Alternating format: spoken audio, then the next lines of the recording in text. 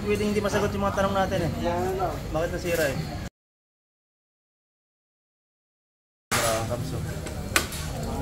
Sira yung cams. Oo nga. Yung ano, valve guys. Uy, meron. Tigas-tigas ang pisto. Pati ito sira. Wala lang ng gas.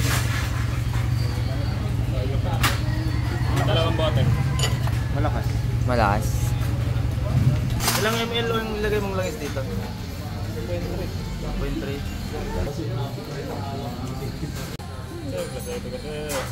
Isa naman tayo ah. Ay! Alog nga ito. May langis po. Nandito pa lang tayo sa inspection.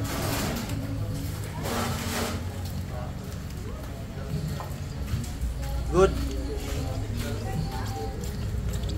Good yung passage ito. Pare mga akong lining, huwag niya hugasan muna. Pwede hindi masagot yung mga tanong natin eh. Bakit nasira eh? Lining. Ano? Lining ah, lining.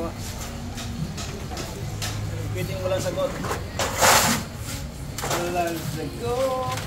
Sa tao! Hindi tayo pwedeng kalas lang. Sir, 19 kilometer no? Ako muna.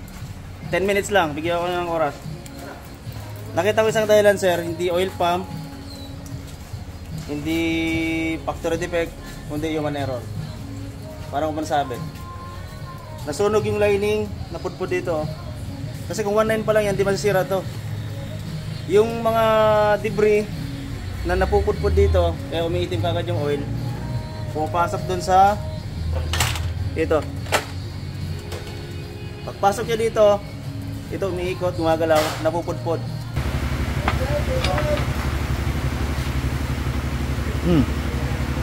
Pudpud oh.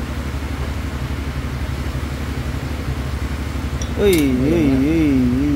Ano? Kayo do. Gilid. Kaya maingay. Tsaka lumawag din dahil. No, meron. Yung mga debris naman to umakyat. Pupunta sa head. Yung head. Ito. Lalo yung cams. Saka yung cams. Grabe yung cams.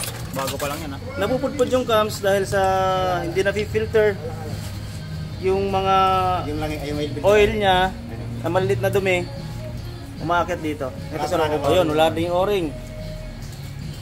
Pag walang o-ring dito, hindi niya masasala lahat. Itong o-ring na to sir, purpose ito dito para mag-silbing seal dun sa inuupuan niya. Dito yan oh. Dito yan. Kapag ito lang nilagay mo, dapat makikita no.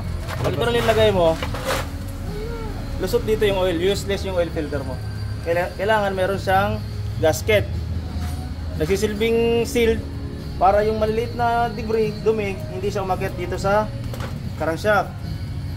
Once na napasukan ng dumi ito, gagaspang ang ikot. Kapag gumaspang ang ikot, yung mga debris naman dito aakyat. Yung umakyat na, ito na siya. Akala ko black cams lang nagkaka-issue. Tapos, nakita ko rin yung piston mo. Ay yung black. May konting kayod. Hindi ko siya pwedeng sabing factory defect sir. Kasi good yung flow eh. Good din yung oil pump. Ito. Ayan. Diba? Kapag tuloy-tuloy yung oil dito, hindi basta-basta nasisira ang oil. Parang ano, connecting rod. Good din to, tinesting ko kanina. Kaya natanong ko sa'yo kanina kung ikaw lang gumagamit or kung pang ilang motor mo na to, para masagot din talaga yung tanong natin. Tapos ang sabi mo pa, unang change oil, 2 araw pa lang umitim na agad. Kasi nga, yung mga dumi na nanggaling dito, nandun pa rin sa loob ng makina. Makikita mo naman dito, 1.9 pa lang tinakbo pero ganito rin yung makina.